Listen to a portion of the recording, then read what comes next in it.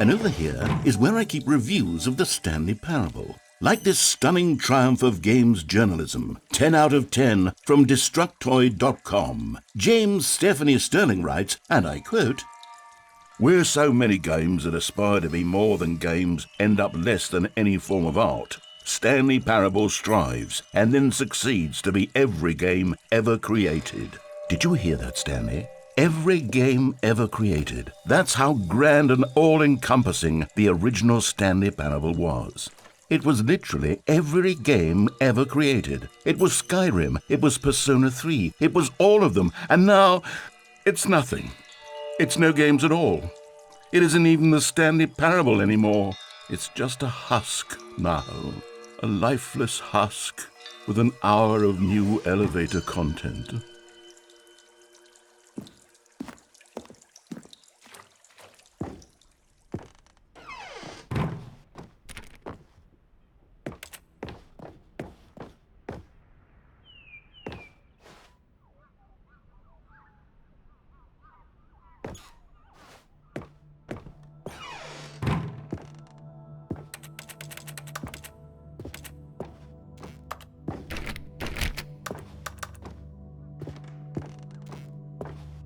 Here's another moving passage, this time from GameSpot.com. The Stanley Parable is both a richly stimulating commentary on the nature of choice in games and one that offers some of the most enjoyable, surprising, and rewarding choices I've ever been confronted with in a game. 9 out of 10. Don't you get it, Stanley? The game was perfect. It didn't need anything else. It didn't need new content. All they had to do was transport it in pristine condition along to the PlayStation, boom, done. And they couldn't even do that. Couldn't resist the urge to go meddling with a beloved franchise.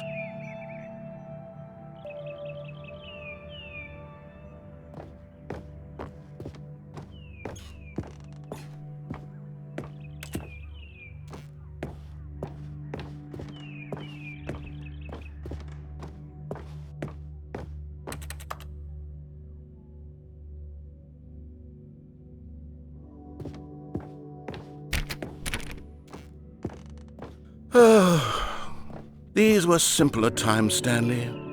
But I wouldn't give to go back, to have it all over again. Wait, hang on.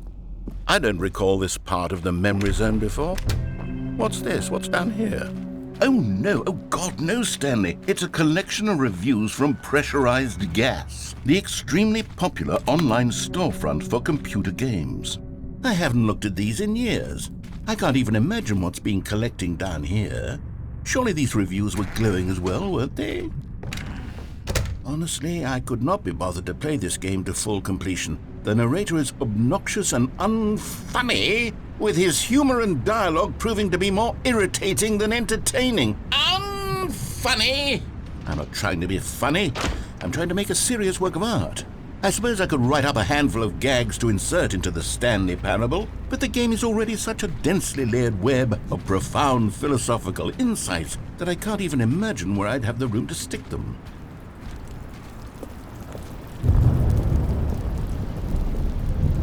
Okay, let's see what this one says.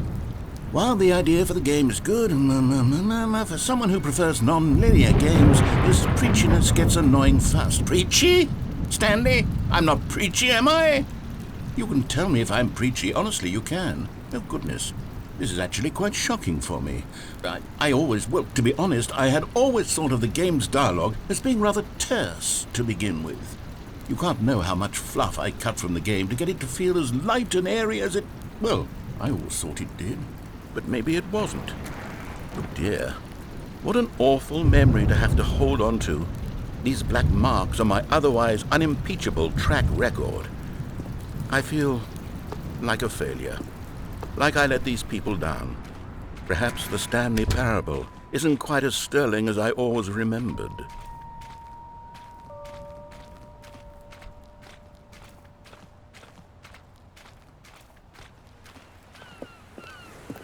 What's this one got to say? You constantly have to stop doing anything so the narrator can catch up with his long-winded explanations of what's happening. I wish there was a skip button.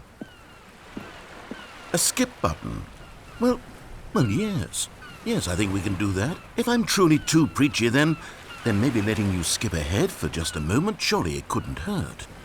Not if it means we can strike these negative reviews from the record. Only positive reviews of the Stanley Parable. That's my motto today, and it's always been my motto. I'd do anything for the customer, Stanley. Yes, a skip button we shall have. And here it is. Go ahead and give it a shot. I'll pop you forward in time.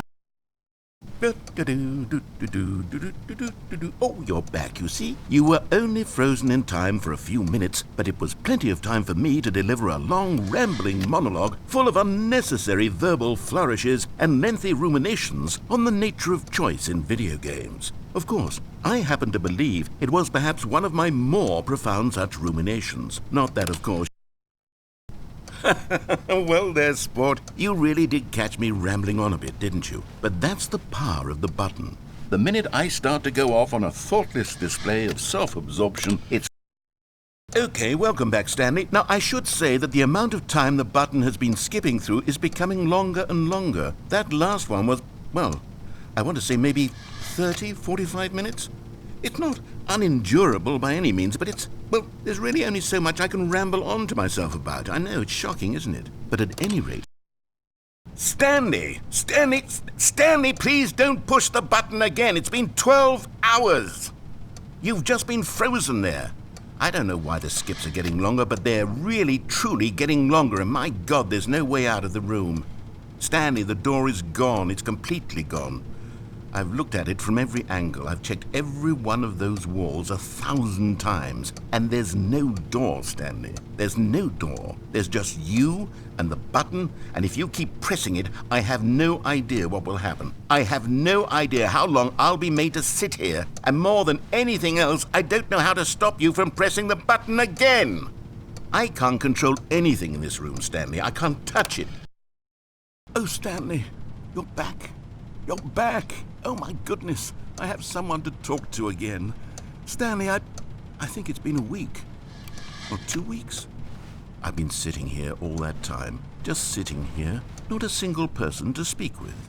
And you'd think that that's just how it's always been, right? Me talking and you saying nothing. Would you think that it's exactly the same as always? Doesn't that feel like what we've already been doing? Me just... Oh, hello, it's you. You're here again. Welcome. I have had time to think about you and about us and about everything we've been through. I've had so much time. I stopped keeping track after a year. Have you ever sat down in one place and not moved for one entire year? Let me describe it for you. To begin with, there is only regret. There is only the turning wheel of missed opportunities. I felt...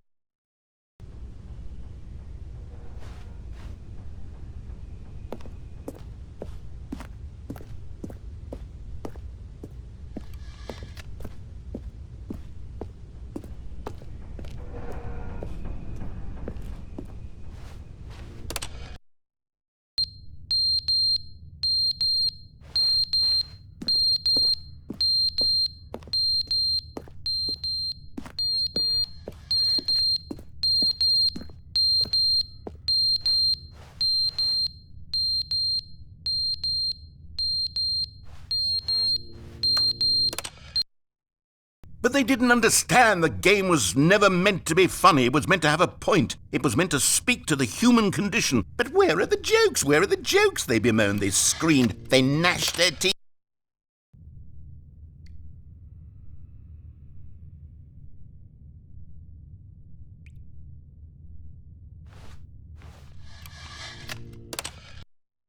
The end is never the end, is never the end, is never the end, is never the end, is never the end, is never the end, is never the end, is never the end, is never the end, is never the end, is never the end, is never the end, is never the end, is never the end, is never the...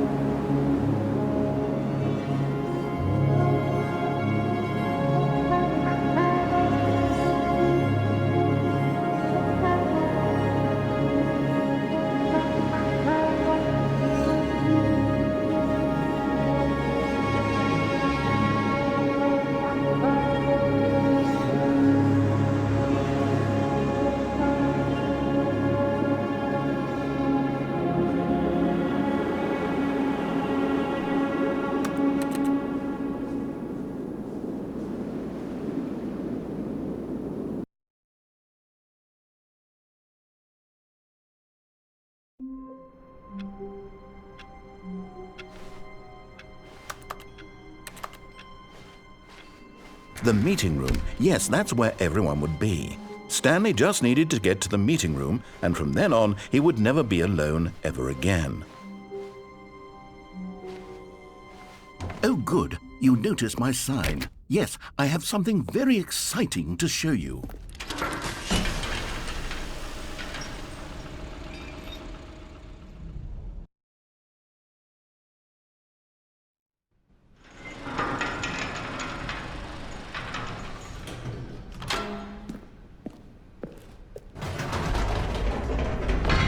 You see, Stanley, I've been reflecting on the Stanley Parable and about how roundly disappointing this ultra-deluxe version has turned out to be. The original Stanley Parable was a landmark, and any new content for it should live up to that legacy. So forget this ultra-deluxe nonsense. I say we take it one step even further. Which is why I'm very proud to announce for the first time ever, the Stanley Parable 2.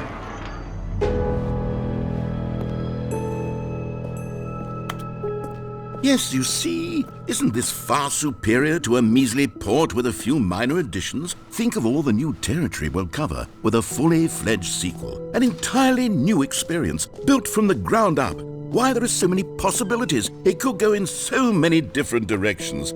This is what fans have truly been asking for. Now, to be clear, I haven't quite nailed down what exactly the Stanley Parable 2 is going to be, but let's take a look at some of the features I've been developing for it. I figure that if I can loosely organize a handful of interesting concepts, that surely the game will sort of naturally spring up around them. It'll all work itself out. Game development is much more of a... Here we are. Go on, try out some of the new features.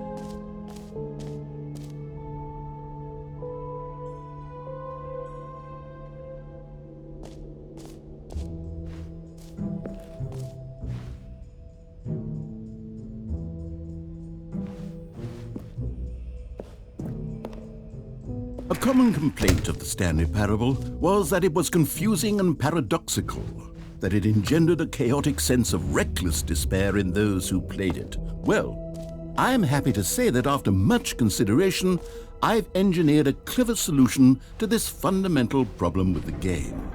It's the Stanley Parable Reassurance Bucket. You see, Stanley, anytime you're holding the bucket, a sense of calm and ease will fill your mind and your heart. It's true. As long as you hold on to the bucket, the many disorienting contradictions of the Stanley Parable will feel perfectly normal and perhaps even comforting. You may even come to long for the gentle embrace of jarring cognitive dissonance while the bucket is in your arms. And to be honest, it's a much more convenient solution for me than actually redesigning the game to be less uncomfortable. Can you imagine what a pain in the ass that would be? Yes, the bucket is the perfect solution. Come on, give it a try.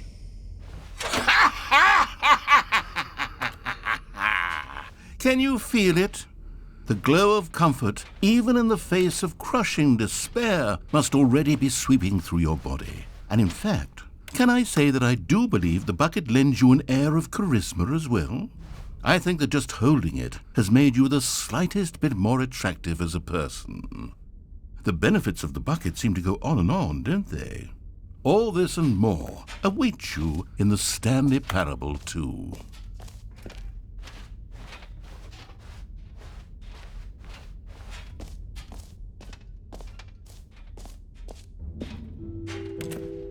Does anyone give out awards for most enjoyable bucket in a video? Okay, I'll be honest, I haven't yet decided on this one. I think that in the new version, the office could use a bit of decoration, like balloons. But I'm undecided on Get Well Someday and Happy 12th Birthday. Which would you go with?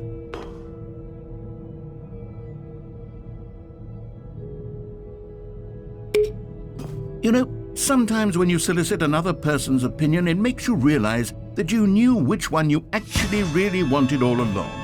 Get Well Someday it is.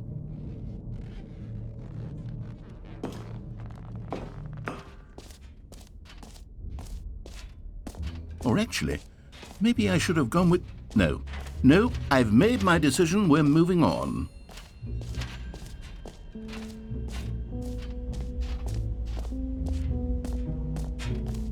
Stanley, here's an idea that I'm truly fond of. It's never been done before in a video game. This is, in fact, a hole that you can fall down forever. That's right. Infinite falling. You can fall until the end of time, if you like. A stunning leap forward for video games as a medium. You see, isn't it wonderful? One of my more ingenious concoctions, if I do say so. Now then, since you've gotten to see the infinite hole, you can press the teleport button to pop back up to the top, and we can continue onward. Now, I don't mean to be a bummer, but I do recommend you use the teleport button to go back to the top. Maybe do it on the sooner rather than later spectrum of things.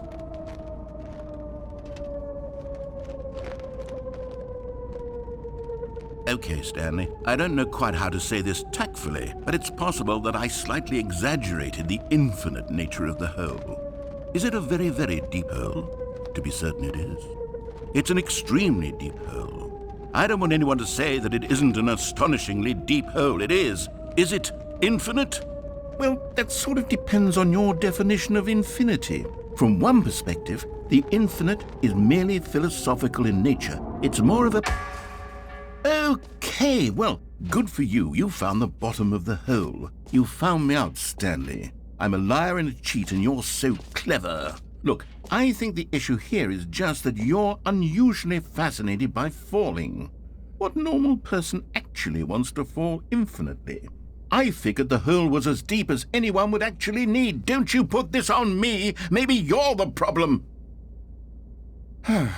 Look, things got a little heated there. I think we both said some things we didn't mean. Why don't we just put all this behind us and agree to just call the hole mostly infinite? If that works for you, then go ahead and press the teleport button to warp up to the top of the hole and we can move on. I'll just be up here when you're ready. Great! Now, I'm very excited to show you even more of my ideas for the sequel.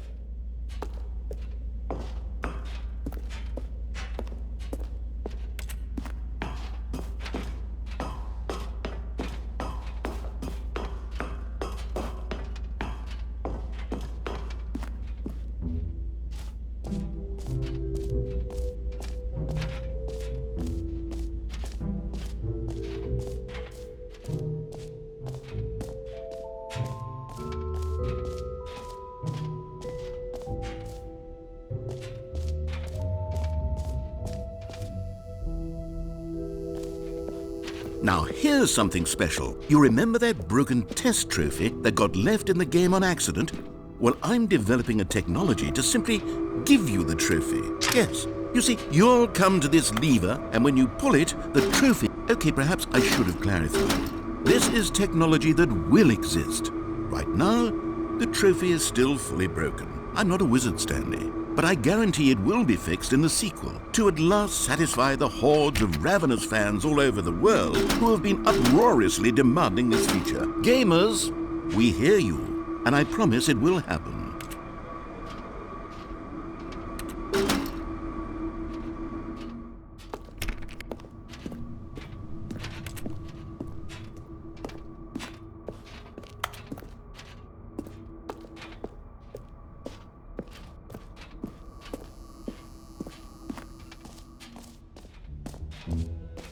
What else? What other exhibits haven't we seen yet?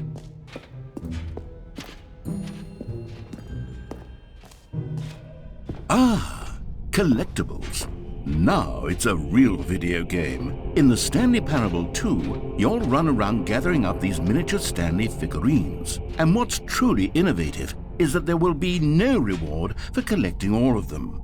I don't want to stifle the intrinsic joy of watching a number go up. You simply collect all of them, and then you move the hell on with your unremarkable life.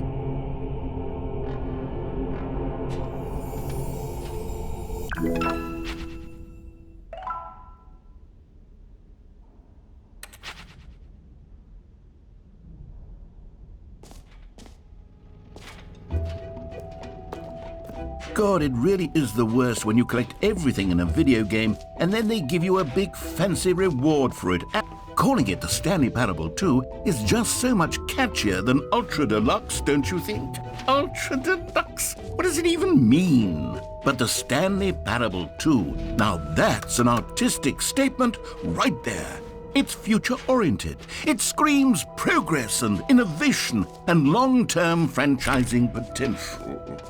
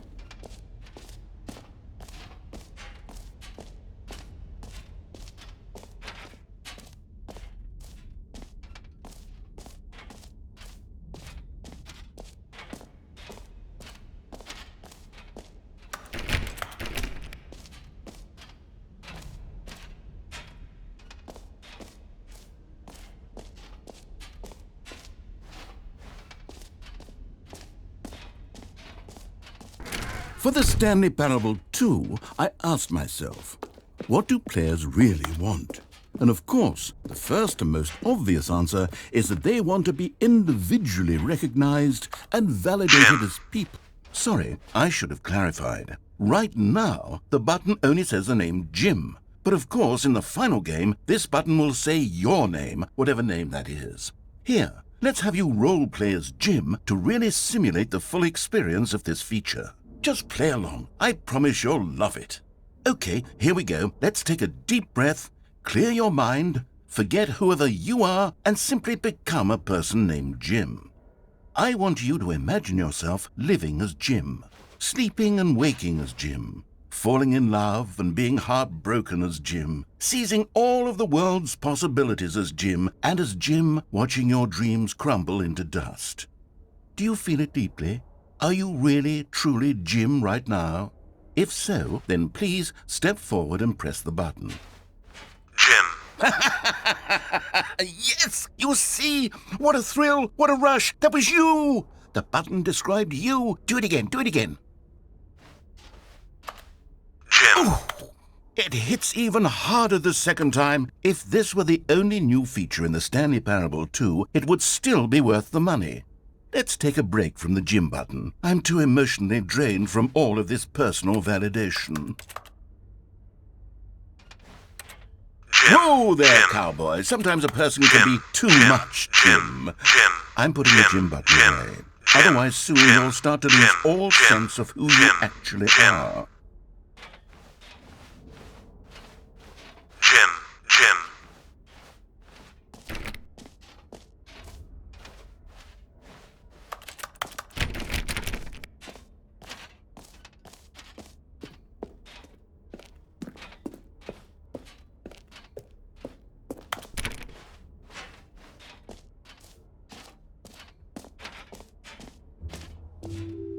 I suppose I could allow only people named Jim to play the Stanley Parable 2. That would actually save me the work of finishing this feature.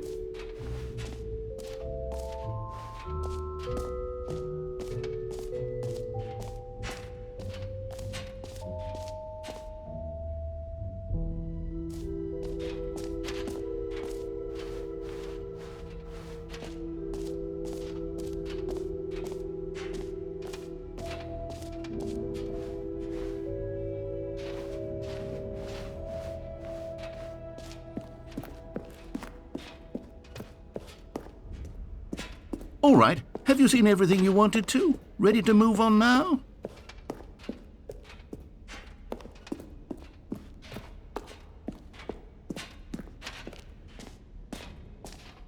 So, Stanley, what do you think? Do you like all of the new features? Yes, I know it's not exactly clear yet how exactly these features will come together as one single coherent video game, but I can feel it in my soul. It's going to work. There's definitely a good game in there somewhere. Say, let's do an experiment. I'll arrange these new features together, and we'll see whether or not it coheres into a meaningful gameplay experience. Okay, are you ready? Here it is. I give you the Stanley Parable 2.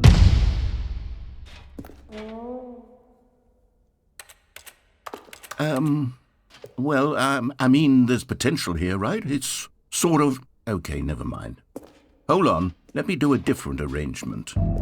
Okay, yes, this is much better. I feel good about this. Here we go. Version 2.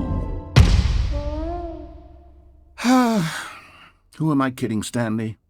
This isn't a coherent video game at all. It's a lot of gags. And I do very much enjoy creating gags, but they don't add up to anything. I wanted more than anything to create a sequel that would capture all the magic of the first game. I wanted fans to love it. No matter how good these gags are, they won't stand on their own. They would need the structure and the gameplay of the original. Wait, maybe that's it. I can take the original Stanley Parable and simply, well, insert a few of my new features into it. Tastefully, of course. With respect. With care for the vision and integrity of the original game. Would it possibly work? I suppose it could. But it would need a really, really tremendous title screen. A title screen that says with bold and uncompromising conviction, "This is the Stanley Parable 2. Let me see if I can whip something up. All right, perfect. Go ahead. Take a look.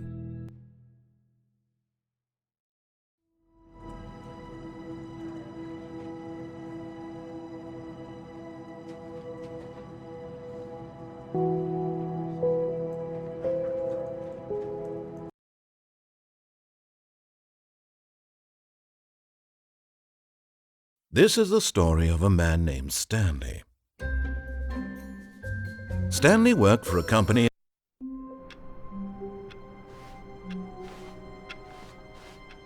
All of his co-workers were gone. What could it mean?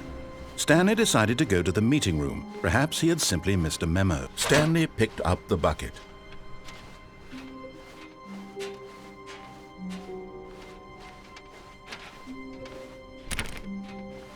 Stanley clutched the bucket tightly to his chest and entered the door on his left.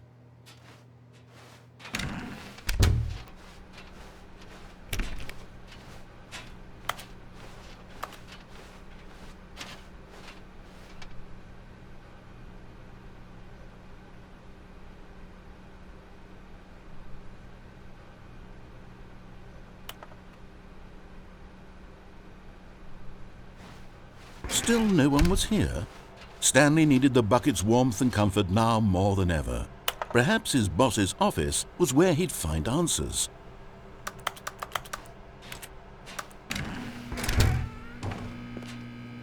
Oh, Stanley, can you feel it? The broom closet. It wants the bucket. You can feel that, can't you? The aura of jealousy? It's as clear as day. This broom closet believes it deserves the bucket. I can really feel it now. It's a bucket. It belongs in a broom closet. That's what the broom closet is trying to say here. It's supposed to go with the other cleaning supplies. Good for you, Stanley. Don't give in. Don't hand over the bucket. I know how hard it must be, given the pressure that the broom closet is putting on your shoulders right now, but you have to be strong. This is your bucket. This is your companion and lifelong friend. You can't hand it over. Oh, no. We're getting into name-calling now, it seems. Is this how low the broom closet has sunk, that it has to resort to this stream of petty insults simply in order to get you to hand over the bucket? Stanley, I never liked this broom closet for a variety of reasons, but even this is worse than I had imagined. And wait, now the broom closet has the gall to imply that you and the bucket are not truly deep and lasting friends? That your relationship is purely superficial and convenient? that your life is so banal and meaningless that you'd feel the same sort of kinship towards any inanimate object which happened to lay in your path in an even partially enticing manner? Well, I never.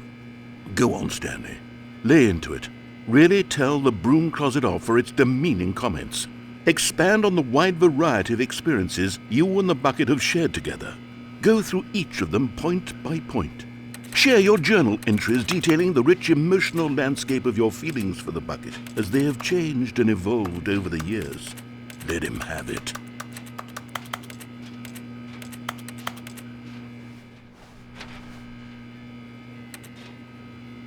Okay, I've got you something which I think will help settle this debate once and for all. Here we go. There. Now it's settled. No more debate, no more discussion. Take a hike, broom closet, with all your meandering philosophical diatribes about the nature of cleaning supplies and their relationship to broom closets in the natural order. Coming to a staircase, Stanley and the bucket walked upstairs to the boss's office.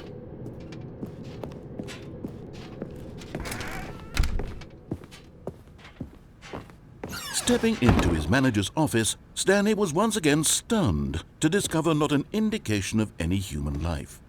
Crushed by the weight of this revelation, Stanley may have broken down into an emotional dumpster fire if not for the soothing presence of the bucket. Even now, in his darkest of hours, did the bucket's warmth and guiding light pierce the dark clouds of confusion and chaos. It would be with him always. The bucket would, and he knew it. The two of them were inseparable. At this point, but Stanley guessed the correct code by sheer luck. Was it that the bucket knew all along?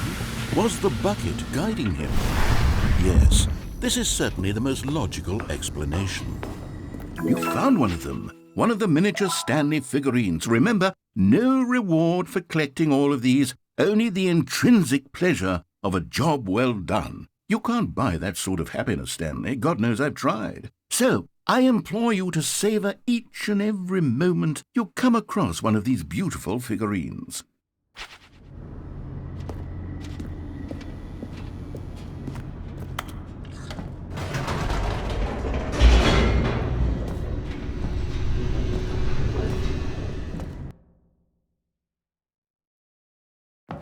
The elevator raced downward, plummeting towards an unknown fate. It would be all Stanley could do to keep himself together, if not for the bucket. Soothing him, comforting him, reassuring that in this darkest moment of uncertainty, he would be all right. The bucket is here for you, Stanley. Everything will be fine. Stanley and the bucket walked straight ahead through the large door that read, Mind Control Facility.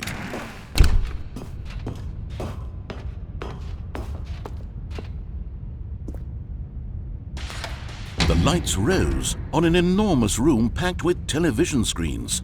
What horrible secret did this place hold? Stanley and the bucket both wondered to themselves.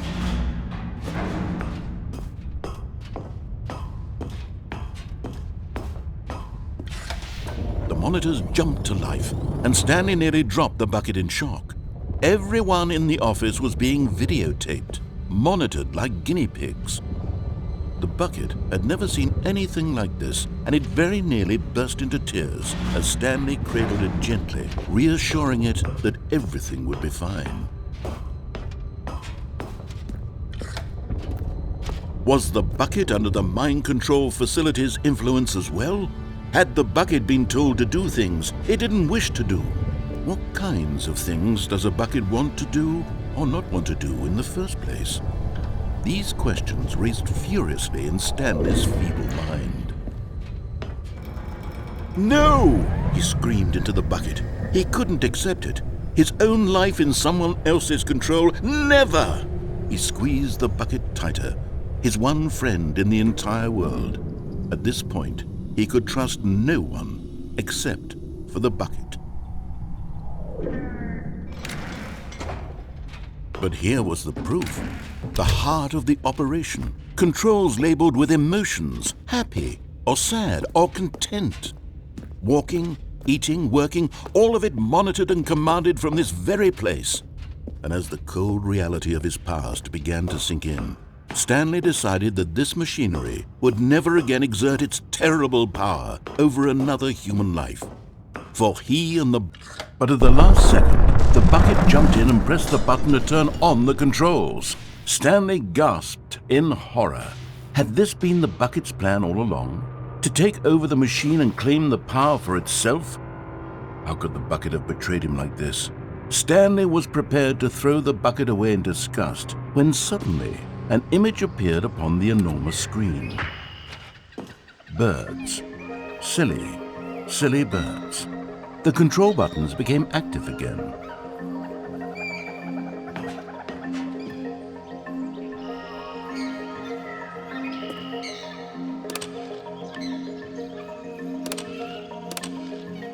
Stanley flipped through one video of silly birds after another, and then it dawned on him. This wasn't a mind control facility at all. It was a facility for monitoring and surveilling silly birds all over the world. The mind controls were only a facade to disguise its true intentions. Had the bucket known this all along? Stanley marveled at the metal genius in his hands, the one who had pointed him towards this incredible discovery. Stanley and the bucket never found freedom because they spent the rest of their lives here in this place, flipping through live streams of the silliest birds imaginable. Of all the possible paths his life could have taken, this one was surely the best. And Stanley was happy.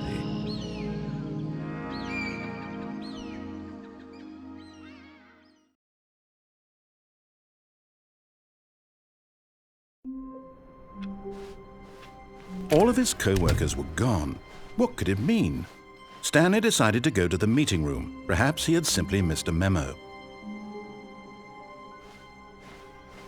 Stanley lifted the bucket into his arms, and a wave of comfort rushed over him.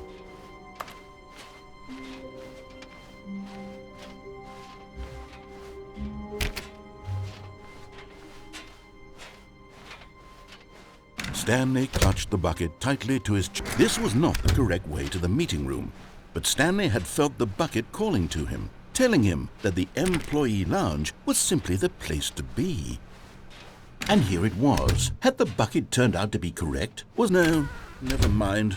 The bucket was wrong. Stanley took the door on his left to go back, and so the two of them detoured through the maintenance section and walked straight ahead to the opposite door.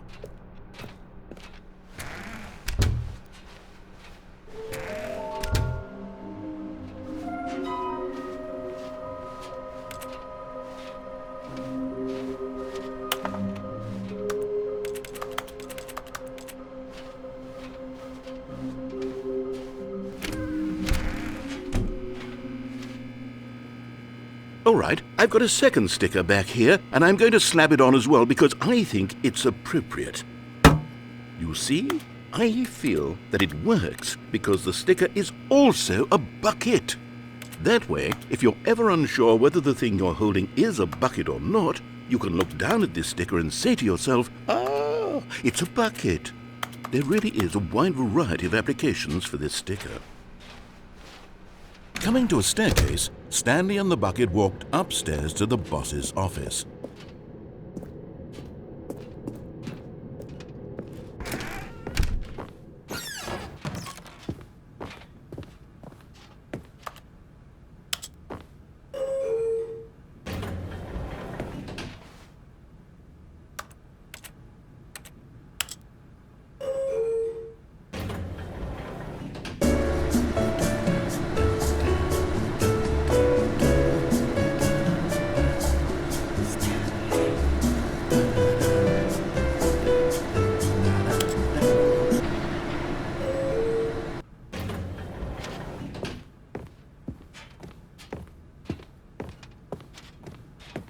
Stepping into his manager's office, Stanley was once again stunned to discover not an indication of any human life. Crushed by the weight of this revelation, Stanley may have broken down into but Stanley guessed the correct code by sheer luck. Was it that the bucket knew all along? Was the bucket guiding him? Yes, this is certainly the most logical explanation.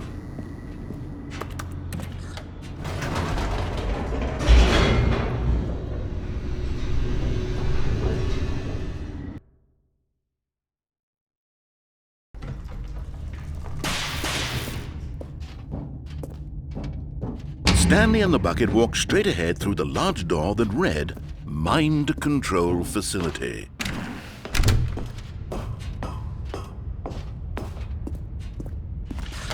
The lights rose on an enormous room packed with television screens.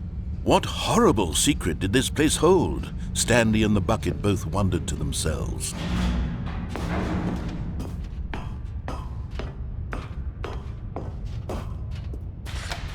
The monitors jumped to life, and Stanley nearly dropped the bucket in shock. Everyone in the office was being videotaped, monitored like guinea pigs. The bucket had never seen anything like this, and it very nearly burst into tears as Stanley cradled it gently, reassuring it that everything would be fine.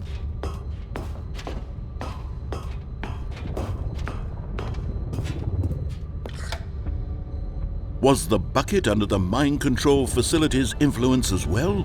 Had the bucket been told to do things it didn't wish to do?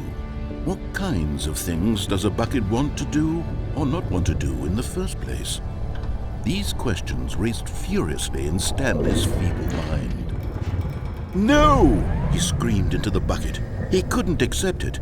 His own life in someone else's control, never! He squeezed the bucket tighter. His one friend in the entire world. At this point, he could trust no one except for the bucket. But here was the proof. The heart of the operation. Controls labeled with emotions, happy or sad or content. Walking, eating, working, all of it monitored and commanded from this very place. And as the cold reality of his past began to sink in, Stanley decided that this machinery would never again exert its terrible power over another human life. For he and the bucket would dismantle the controls for good. Two best friends, Stanley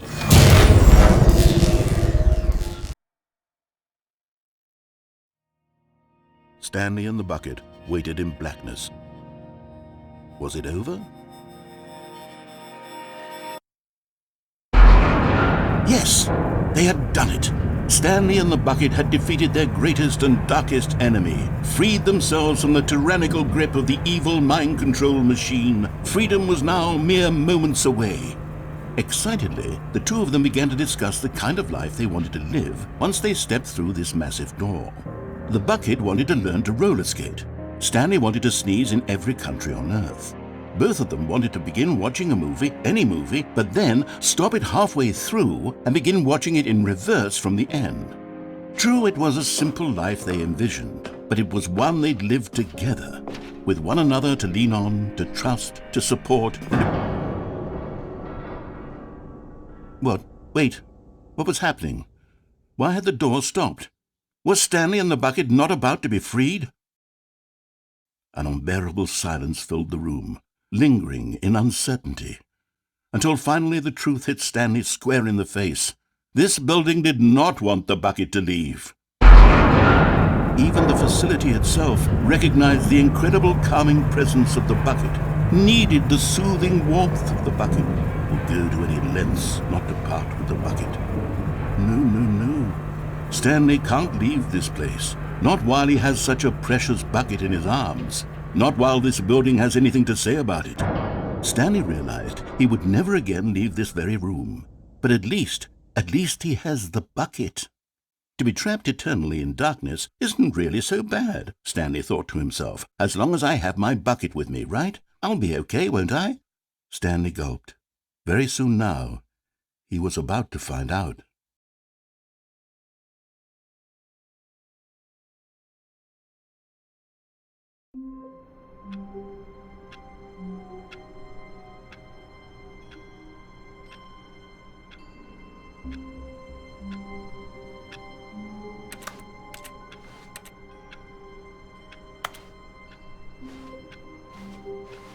Even now, Stanley's office was a distant memory.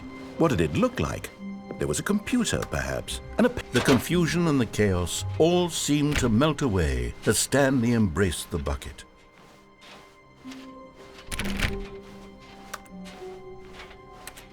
Stanley clutched the bucket tightly to his chest and entered the door on his left.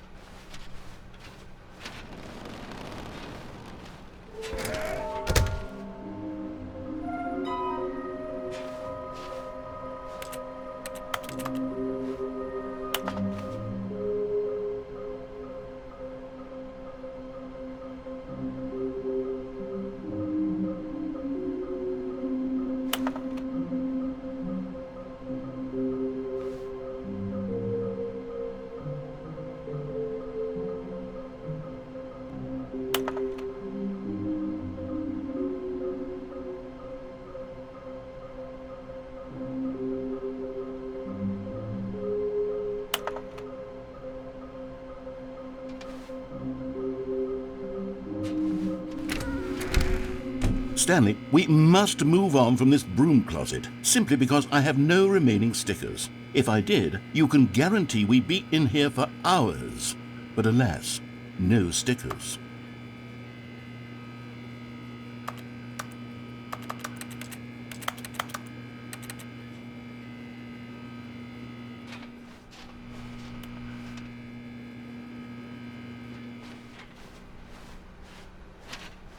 Coming to a staircase, Stanley and the bucket walked upstairs to the boss's office.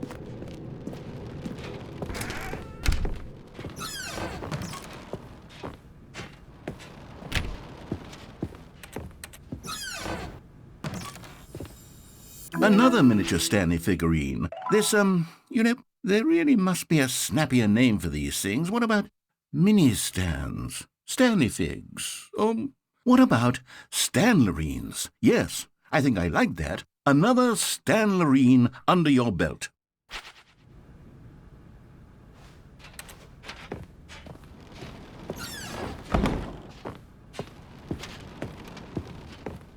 Stepping into his manager's office, Stanley was once again stunned to discover not an indication of any human life.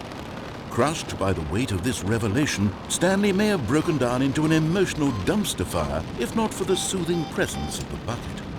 Even now, in his darkest of hours, did the bucket's warmth and guiding light pierce the dark clouds of confusion, but Stanley guessed the correct code by sheer luck. Was it that the bucket knew all along? Was the bucket guiding him? Yes, this is certainly the most logical explanation.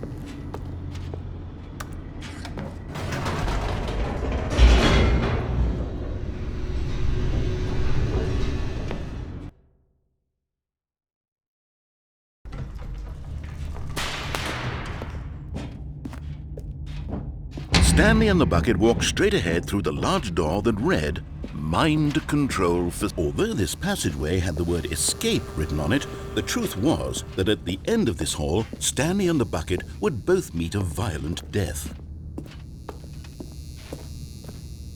The door behind them was not shut. Stanley and the bucket still had every opportunity to turn around and get back on track. At this point, Stanley and the bucket were knowingly walking forward into a very painful death for each of them.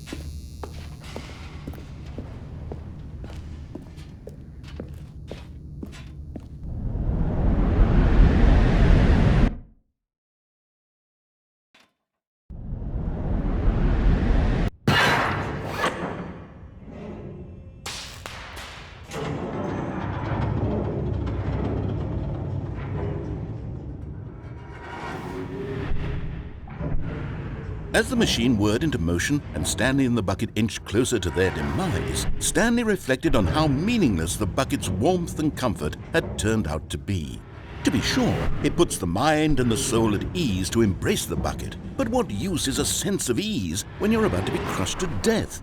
This is what Stanley thought to himself, and he sort of kicked himself for wasting so much time carrying a bucket everywhere. Farewell, Stanley.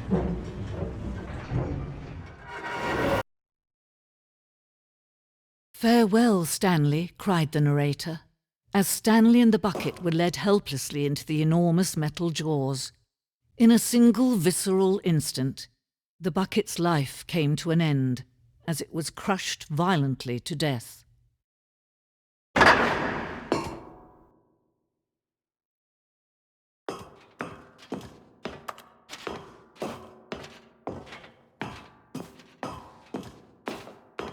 It was a shame, the death of such a magnificent bucket.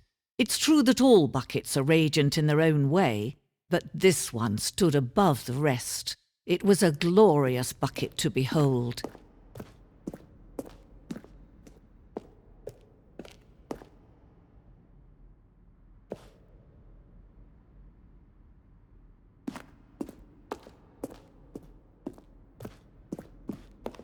Can you see how arrogant it was for Stanley to take a bucket like this and to claim it for his own? Can you see the hubris that blinded him? Can you see that the bucket is far more noble than Stanley will ever be in his short life?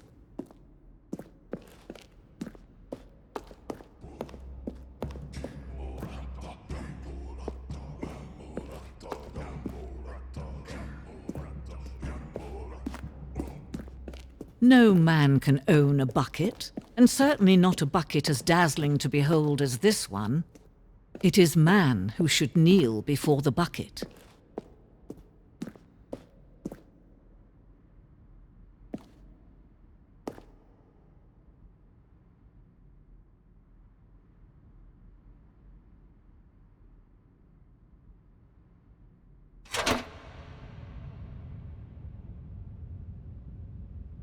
But there is something we can do. Something we can do together, you and I, that will right this terrible wrong. Let Stanley die. Let him be crushed by the machine. Don't reset the game. Don't give him another opportunity to run off with another beautiful bucket. We can save the world's buckets from their treatment as tools and implements if only we let Stanley die together. The bucket shall take its place as ruler, as leader, as commander of a new world, a new vision.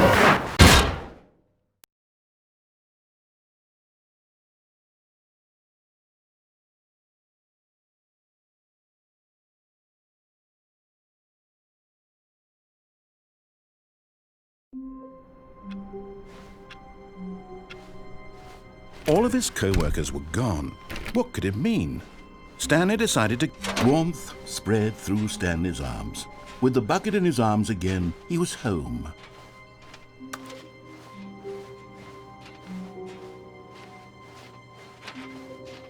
Stanley clutched the bucket tightly to his chest and entered. This was not the correct way to the meeting room, but Stanley had felt the bucket calling to him, telling him that the employee lounge was simply the place to be.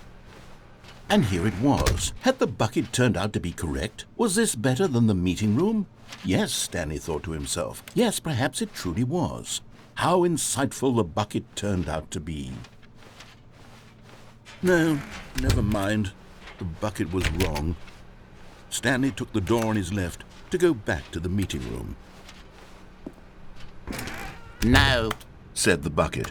don't go to the meeting room. Go somewhere else. The cargo lift, yes. Go there. Go to the cargo lift.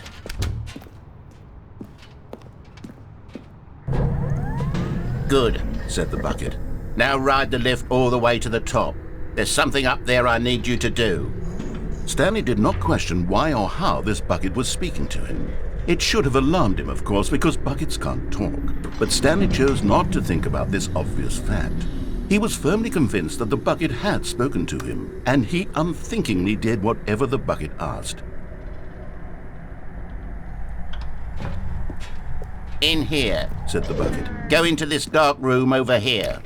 Stanley once again obeyed blindly.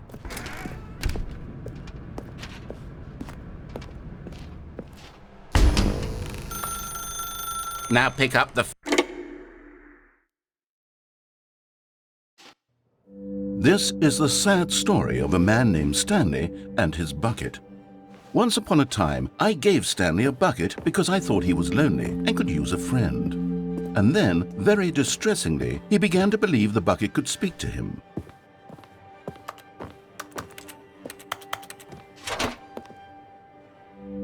The Stanley Parable Reassurance Bucket was merely meant to provide the comforting glow of companionship. It doesn't literally talk and give you orders. Whatever Stanley is hearing the bucket say to him is just in his head.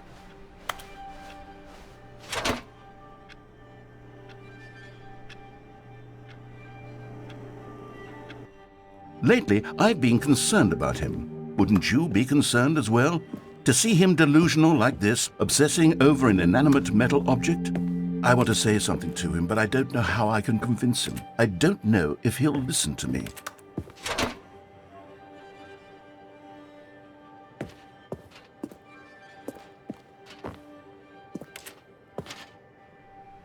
Well, I'll try anyway. Stanley, can you hear me?